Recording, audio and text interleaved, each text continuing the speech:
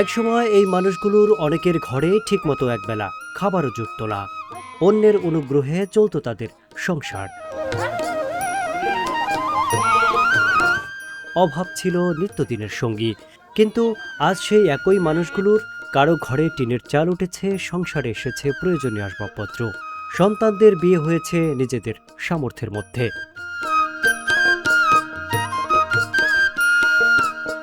আর এই পরিবর্তনের পেছনে রয়েছে খুব বড় কোনো ব্যবসা নয়, মাত্র একটি বা দুটি ছাগল পালন।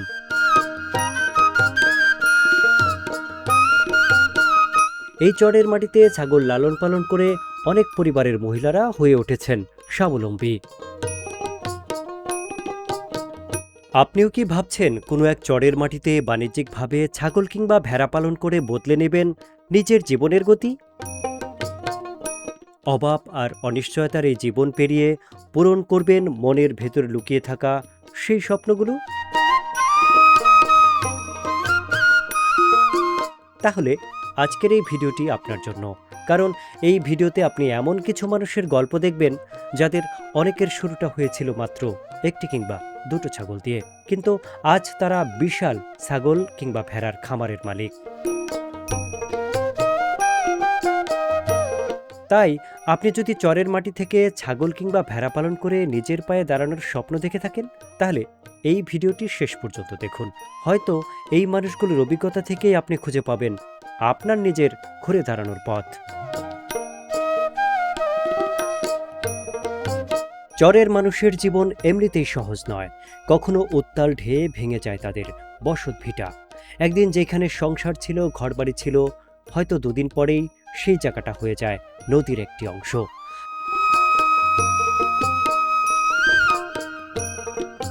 তখন তাদের এক জায়গায় থেকে অন্য জায়গায় স্থানান্তরিত হতে হয়।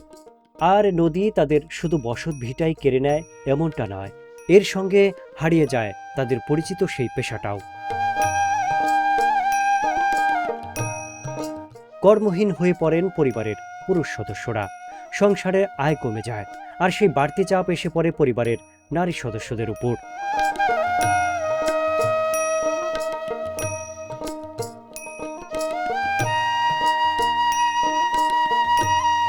নিম্ন আয়ের মানুষদের জন্য এই সংকট নতুন কিছু নয়। অর্থের অভাব তাদের জীবনের সঙ্গে যেন এক প্রতিদিনের সঙ্গী। সংসারের খরচ, সন্তানদের চাহিদা, ঘরের প্রয়োজন সবকিছু মেটাতে গিয়ে পরিবারে অনেক সময় অশান্তি আর ঝগড়াঝাটি শুরু হয়ে যায়। কিন্তু সেই কঠিন বাস্তবতার মধ্যেও কিছু নারী খুঁজে নিয়েছেন নিজেদের আয়ের একটি পথ, সেটি হলো ছাগল পালন।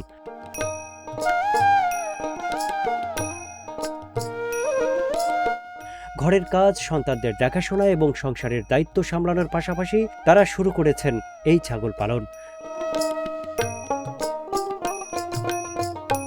কারো হাতে ছিল একটি মাত্র ছাগল, কেউ দুটো ছাগল বর্গা নিয়েই শুরু করে তাদের ছাগল পালনের এই পথ চলা।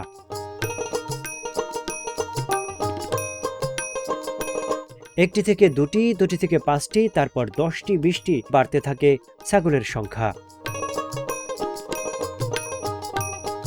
এভাবেই কারো ছোট্ট উদ্যোগ একসময় পরিণত হয়েছে বড় একটি ছাগলের খামারে। আর যখন সেই ছোট্ট পাল থেকেই নিয়মিত আয় আসতে শুরু করে, তখন বদলাতে শুরু করে পুরো সংসারের চিত্র।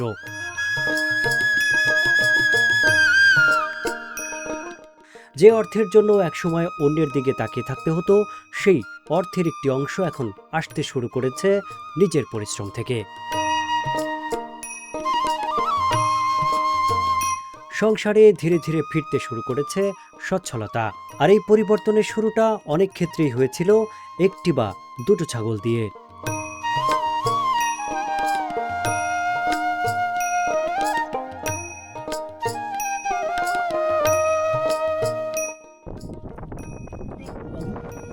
সবগুলো ছাগল ভেড়া ওই নদী পার হবে কি নৌকায়?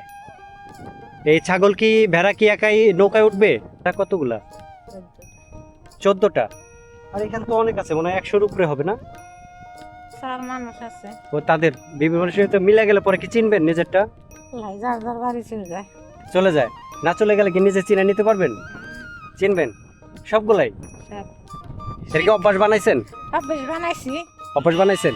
প্রথমে কি ধরে তুলতেন? প্রথম ধরে দিতাম। এখন আর ধরে দেয়া লাগে না, 2-3 দিন আর কি করে দেওয়া লাগছে। এখন একা একাই যায়, মানে নৌকা এসে বিল নেই, লাফিয়ে উঠে পড়ে।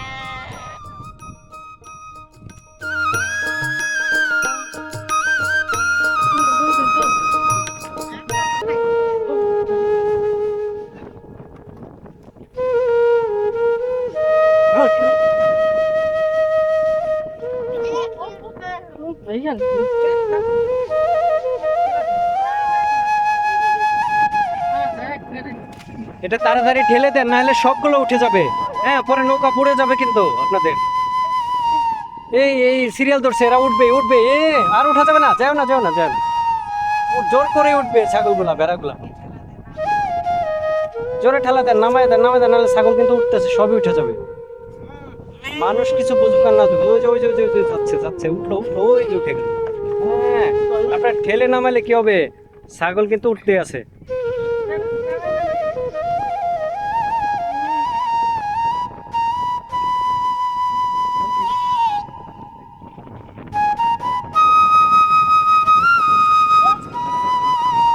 পানি তো পড়ে গেল, তারপরে উঠবে, তারপরে উঠবে।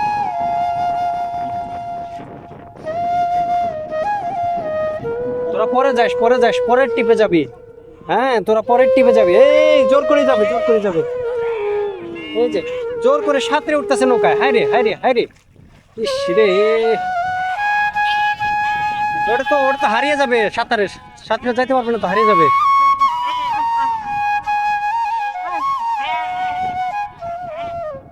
দেখছেন দেখছেন দেখছেন, ফেরতায় ফেরতায়, ধারে নিয়ে যাবে কিন্তু ওটারে।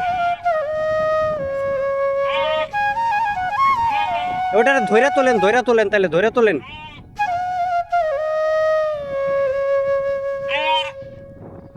এই পিছন থেকে ওটারে ধইরা তোলেন, ধইরা তোলেন।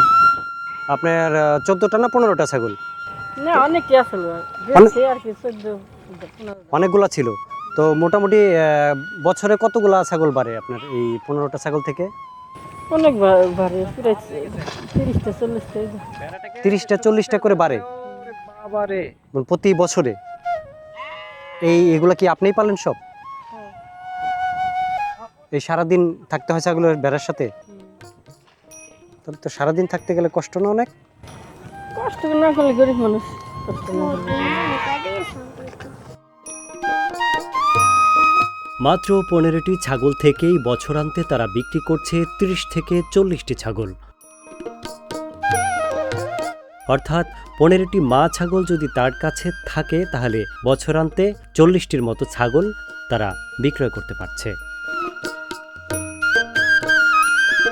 সারা বছর যে ছাগলগুলোকে মাঠে চড়িয়েছেন, রোদ বৃষ্টি উপেক্ষা করে যাদের পেছনে ছুটেছেন, দিনের পর দিন খাবার দিয়েছেন, যত্ন করেছেন, একসময় সেই ছাগলগুলোই হয়ে ওঠে তাদের আয়ের প্রধান উৎস। কেউ কুরবানির ঈদে বিক্রি করেছেন 30টি, কেউ 40টি, আবার কেউ 50টির মতো ছাগল বিক্রি করেছেন। এই সংখ্যাটি আপনার কাছে হয়তো সাধারণ একটি সংখ্যা মনে হতে পারে, কিন্তু এই চরের খেটে খাওয়া মানুষদের কাছে এটি একটি বড় হিসাব।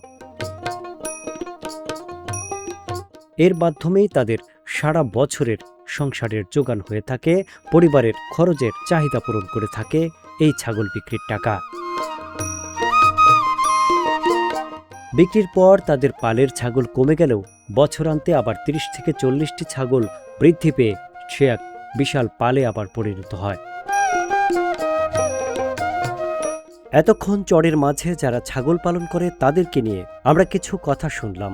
এই চরের মধ্যে আরও যারা মানবেতর জীবনযাপন করে, আমরা তাদের সাথে কিছু কথা বলে তাদের জীবনযাপন এবং বর্তমান অবস্থা জানতে চাইব।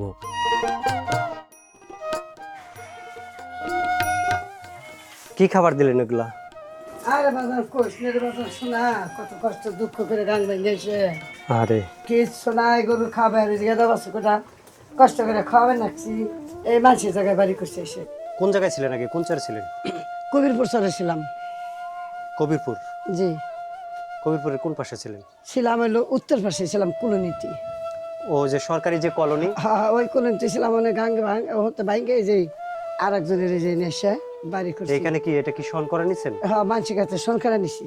কত করে এটা দিতে হবে বছরে? 1 বছর গেলে 20,000 দিতে হবে। 20,000? 20,000 দিনে পাই না জায়গা, গাঙ্গে বাড়িঘর নিজে হেরে হে গেলে তো গেছিল।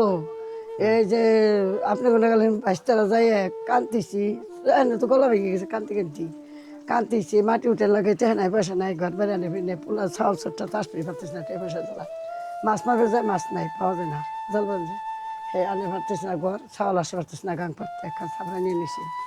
তাই থাহি কত কষ্ট করে থাহি গাঙ্গে ভেঙে নিজেকে বই খেত করা নাই, মাঝে বই সরকার রাখতাম, তাও গাঙ্গে গেছে রাত দিন ভৈরে গাং পার বেশি কানতাম যে চাল নিয়ে চলে এসে আমার কাকি মা খালি গাঙ্গে এনে কানবে নে তাই নিয়ে যাই, হেসে যাইছি এনে ঘর নিয়েছি আনার ভাই টেহা পয়সা চালাই টেহা দেয়। এখানে আপনার ঘরে বাইরে দুইজন চলে আসছেন? না আমার চাউল হয়েছে থাই এনে ব্যাগ ত্যাগ করে করুন কি চাউলের ঘর নিয়েছি ও ঘর আনতে পারেনি? ঘর আনে ভাই টেহা কিন্তু ঘর যদি নদীতে ভেঙে যায়? নিলে নে কি করুন আনম কেম ভাই ভাড়া নেয় মেলা অনেকটা ভাড়া নেয়। ওই নৌকায়? হ্যাঁ নৌকে নেয় পরেত নেয় 1,000 করে, হে পরেত নিয়ে এই যে এই ঘরটু আনছি 20,000 টাকা নিচ্ছে, হে 20,000 টাকা দিবে না কিস্তি উঠিয়ে দিছি।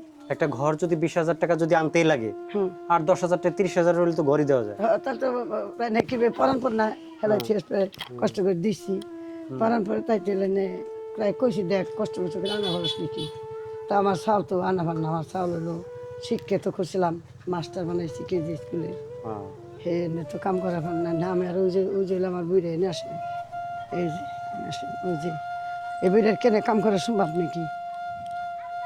এই ঘর পাইছিলাম কুলন্তি, কলোনি থেকে দিছিল? কুলন্তি সরকার দিছিল, হ্যাঁ আমরা দিয়ে নিছিলাম, কুলন্তিতে দিছিল, আমরা গরিব মানুষ, আমাকে তো নিজের সম্পত্তি নাই, মানুষের জায়গায় আইছিলাম, শহরে আইছিলাম, হেসে দেখে কষ্ট মষ্ট, হেসে চেয়ারম্যান মেম্বাররা আমাকে এটা দেখে হেসে দিছে ঘর দিছে, আমরা ভাঙ্গিছি রে, তার আমরা এই যে কাকা এইভাবে কষ্ট করে এগুলা মাটি কোথায় নিচ্ছেন? নিতেছে যে খালি বালি উঠে ঘর ভাত খাবেন না, তো ভাত রাইন্দে খাবেন না, বালিতে নাইলেও না থায় না, এই বালিতে কাপড় চোর থাকে না, গিরার সমান করে বালি। ও এখানে তো সবই বালি। সব বালি। এই মাটি কি কিনে আনছেন? কি এই যে 5,000 টাকার মাটি, এইখানে 5,000 টাকার মাটি। এই যে 1 টুলি, আর ওই যে 1 টুলি 2,500 টাকা, ওই গাঙ্গে তাই দিছে, আমরা আনম খাই মাথা খাই পাই নাকি, আমরা তো বোঝা পাইনি বসেন। তো এই যে ওখান থেকে এখন মাটি এই যে বালির উপর দিয়ে কিছু কিছু দিয়ে জাস্ট বালিটা যাতে না উড়ে সেটা ফেরাচ্ছে। আপনি তো খারাপ একটা চোখ কানা দিত, আমি চোখ দিই না তো, বাতাস থাকলে বাতাস জড়ি এসে কাল চোখ কানা হয়ে যায়, বালি এর মধ্যে চোখ যা থাকার না খাবার না, এর মধ্যে হুবের জায়গা নেই, কষ্ট নষ্ট করে কি করবেন নেই, আল্লাহ দিছে গাঙ্গে ভাঙছে। তো গাঙ্গে কয়বার ভাঙলো আপনার জমি, কয়বার ভাঙলো? আমার ভাঙছে হলো 7 বার। 7 বার? আসলাম হলো উপার কি নাম জানি ওইটা টেপরে আসলাম পাঙ্গাইছে, তারপর আসলাম যেন কোনে 28 আসলাম, তারপর আসলাম আজিম দেখার জায়গায় কোন জায়গা জানি পাঙ্গাইছে আসলাম। সব মিলে কয়বার ভাঙলো? সব মিলে আমরা 7 বার ভাঙছি। 7 বার নদী ভাঙছে? 7 বার। ওখান হইলো ওই জায়গাতে গেলাম ওখান গেলাম কুলুন্তিতে ভাঙ্গি 7 বার, এইবার 7 বার হয়ে গেল, আর জীবনে ভাঙুন শেষ করে ভাঙলি না, এক গাং দিয়ে ভেসে যাবো, হয়তো বইরে যাবো আর না থাম না, কে তো এত জীবনে কুলেইব না, আমার কাম করবো না, খালি ধরে ঘুম ধরে এত কাম করতে করতে আমার বল নাই, শরীর আপনার তো নিস্তেজ হয়ে গেছে, মানে বয়স হয়ে গেছে, এত কাম করা যায় না, কাম করবো না, কাজ করতে করতে এখন অস্থির লাগে, ওই জন্য হইতেই ঘুম ধরে করে মনে না, আমার খালি কান্দাস এলে কান্দা কিসের জন্য কান্দাস আমি জানি না, ওই যে গাছ গাছালি থিয়েছি, ওই যে ভিটে থিয়েছি, ওই যে তরকারি কিছু নাই নানবে, ওনের 60 টাকা কেজি ধুন্দুল, 80 টাকা কেজি ভেন্ডি, 30 টাকা কেজি আলু, কয়েক তো খাবার মনে না, কি খাবার মনে নাকি কি ভালো ঠিক খাবার মনে না, খালি কান্দা আসে, একখানে বইলে কান্দা আসে, কেবার যার মানে মাছ মাংস কিনে খাইতে পারে পাম খোদারি কত কষ্ট। মানে আপনার একটা চোখের সমস্যা কি অনেক আগে থেকেই? চোখ নষ্ট, গুটি বেড়ে মরছিল, এবারে ঘুরে চাও। আপনার বয়স যখন 10 বছর, ওই সময় এই চোখ হয়ে গেছে, গুটি বেড়া মরছিল, উঠে চোখটা একটা চোখ অন্ধ হয়ে গেছে, আরেকটা চোখে দেখেন। তাই নিয়ে কত করে কষ্ট করে কাম করে খায়। আপনার ছেলে সন্তান কয়জন? আমার 2টা ছেলে দুধে, ছোট ছেলেটা মাছ মেরে খায়, মাছ পাওয়া যায় না, ছেলে গাং পানি রয়েছে, ঘর ধরে রান্না পারতিস না, মাছ পায় না, বসছি পায় কেসি দিয়ে, এনে গরিব মানুষ পরে দেয়, পরে চলে না, নাই, বসছি বার পারতেছি না, মাছ পাইতেছি না, ঘর আনা পারতেছি না, থাকা পারতেছি। কত কষ্ট করে একটা জল দিয়ে খাই, কত কষ্ট করে একটা চাওয়াল পড়াইছি, চাওয়াল ওই কাম করে না, লিভারের সমস্যা, ডাক্তারের রোজ খাওয়া লাগে 100 টাকা করে ওষুধ। সেই সালে মাস্টার 2 দিন ধরে ডাক্তার জ্বরে বাঁচে না, নিয়ে গেছিলাম।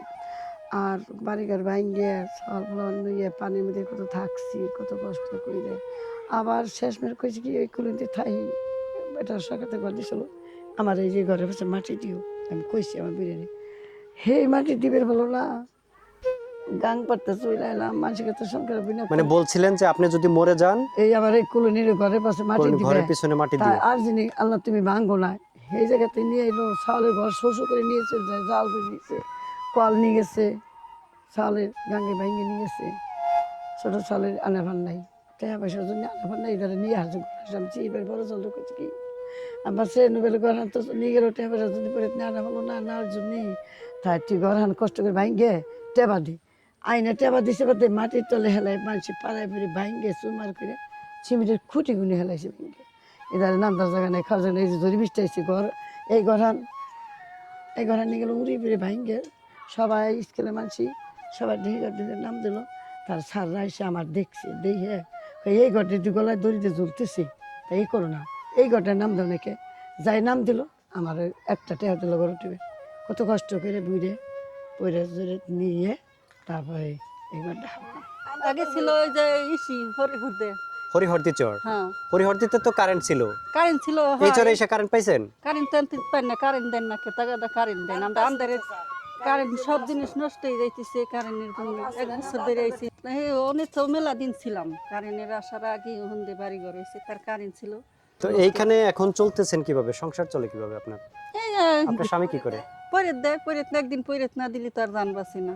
আমার তো ক্ষেত খোলা নাই কে, পৈরত দিয়ে কোনোভাবে চলতে হয়। হ্যাঁ বাড়ি কোনটা আপনার? এই যে এটা, এই যে এই পাশে যে ওই যে ঘরগুলো দেখা যায়, এই যে এই যে পায়খানায় লিফাদে মনে করেন। তো এইখানে এসে থাকছেন। আগে ইয়েতে ছিল সেলিমপুরে বা হরিহরদিতে ওইদিকে ছিলেন, তো ওইখান থেকে এখানে এসে থাকছেন। এখানে কেমন লাগছে এই নতুন জায়গায়? এনে ভাই কি কম, এনে ভালো না থাকলেও থাকা নাকবো, ঠিকলেও থাকা নাকবো। এনে বেকারে ফিরে রদিতে ভাঙ্গে গেছে, এনে থাকা তো নাকবো। ওইখান থেকে আপনারা কিরকম কতগুলো পরিবার এই চরে চলে আসছেন? এই তো না কি, এনে তো ভালো বারোইকার মনে করেন পরিষদের প্রতিশোধী। সাপ, প্রচুর সাপ আছে। হ্যাঁ আপনাদের এখানে কি ডাকাতি হয়? চুরি বা ডাকাতি ডাকাতি? এনে আইসি বাদে এন্ট্রি তো আই নাই। একবার ডাকাত হয়েছিল টাকাত ওই মাথায়, এই যে দোকানের সিং খুঁজছিল বলে, আচ্ছা। এই তাই খুঁজছি। তাছাড়া আমরা গরু বাছুর নাই নাই।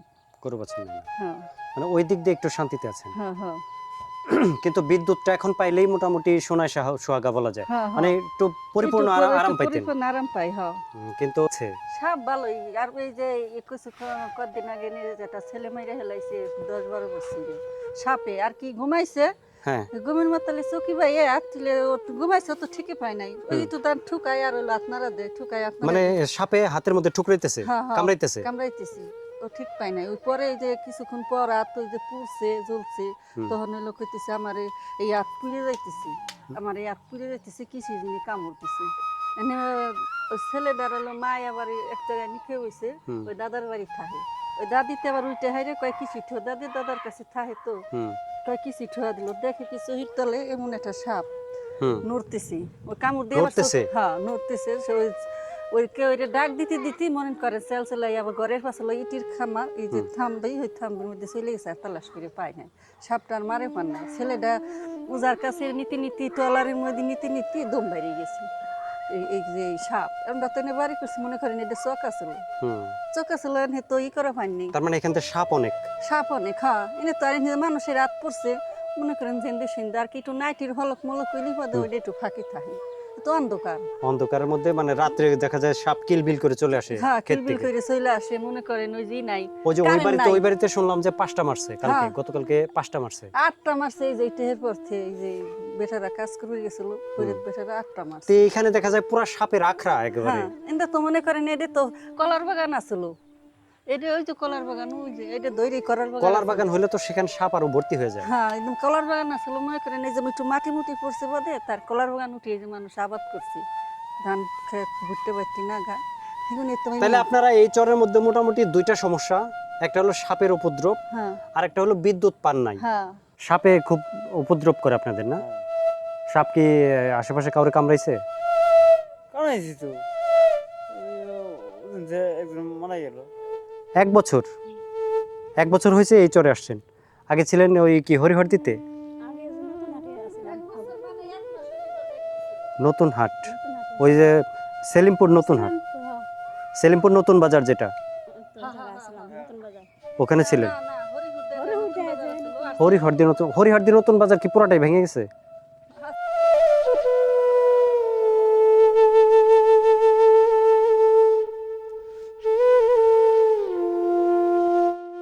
কাকার বাড়িটা আগে কোথায় ছিল? হরিহর দিয়েছিল। হরিহরদি, সেলিমপুরের পাশে, হ্যাঁ সেলমপুরের ওজন পূর্ব বাড়ি মোড়ে। পাশে যে একটা নতুন বাজার ছিল, হ্যাঁ হ্যাঁ হ্যাঁ সেখানে নতুন বাজার কি পুরাটাই ভেঙে গেছে? পুরোটাই নদীর গর্বে। পুরাটাই নদীর গর্ভে। হ্যাঁ তো এইখানে আসছেন কতদিন যাব? এই 1 বছর। 1 বছর হয়েছে। হ্যাঁ ওইখানে সেলিমপুর থেকে এখানে আসলেন, এই যে এক বাঙালি আসলেন, তার আগে কয় বাঙালি ছিলেন? তার আগে মনে করেন বাঙালি ছিলাম 3টে। 3টা ভাঙা, হ্যাঁ মানে এটা আসলেন তাহলে 4 নাম্বার। 4 নাম্বার। ক্ষয়ক্ষতি তো অবশ্যই হয়েছে, ক্ষয়ক্ষতি মেলাই হয়েছে। মনে করেন এই যে এক বাঙ্গাই অত হিসাব তার হয়নি, এই যে বাঙ্গাই হরিহর দিতে এনে এসে বাড়ি করলাম, বাড়ি করা মনে করেন তাতে 1 লক্ষ টাকা গেছে বাড়ি করতে। বাড়ি করতে। ওখান থেকে বাইঙ্গায় মাল সামানা আনতে শৈশাবোধ হইতে তাতে 1 লক্ষ টাকা গেছে, স্বাভাবিক একটা সংসারে। হুম হুম আর মনে করেন যারা একটু উন্নত মাটি মুটি ডিজার দেওয়া উঠিছে তাদের তাদের আরো বেশি লাগছে। যাতায়াত করেন নদীতে। হ্যাঁ নদীতে মাছ পাইছে, এই যে যে জমা জমি, যে আবাদের জমা জমি যেগুলো বাইকে নিয়ে গেছে, ওই মাছের চাষের তো আর ওইটা সমতুল্য হইব না, ক্ষতিপূরণ হবে না। ক্ষতিপূরণ হবে না। যে বাড়ি ঘর বাইকে নিয়ে গেছে, আবাদের জমি বাইকে নিয়ে গেছে, মানে লক্ষ লক্ষ মন ফসলাদি হইতো, সেই জমি জমা তো বাইকে নিয়ে গেছে, নদীর গর্ভে চলে গেছে। এখন সেইগুলো তো আর ওই মাছের সমতুল্য হইব না। মাছ নাই রে, হয়তো কত কত মানুষ একটু জীবন ধারণ করে, যার জমা জমি নাই, স্বাভাবিক পরিবারের মানুষ, তারা ওই যে মাছ মাইরে একটু জীবন ধারণ করে। কিন্তু তার জাগের জোর জমি আসলো, ক্ষেত খোলা আসলো, তারা তো মনে করেন ওই ক্ষেত খোলা আবাদ টাবাদ করে বেশ মোটামুটি ভালো আসলো। ভালো ছিল। তো এখন এইখানে এসে আপনাদের জীবিকা কি চলছে, কিভাবে চলছে? এখন ওই যে কত বর্গা জমি চাষাবাদ করে খাইতেছে, কত দিন মজুরি দিয়ে খাইতেছে, কত মাছ মাইরে খাইতেছে, যার যেটা কাজ কাজ সেটা করে খাচ্ছে। হ্যাঁ এটা কইরে খাইতেছে আর কি, এইভাবে কোন রকম জীবন ধারণ করতেছে।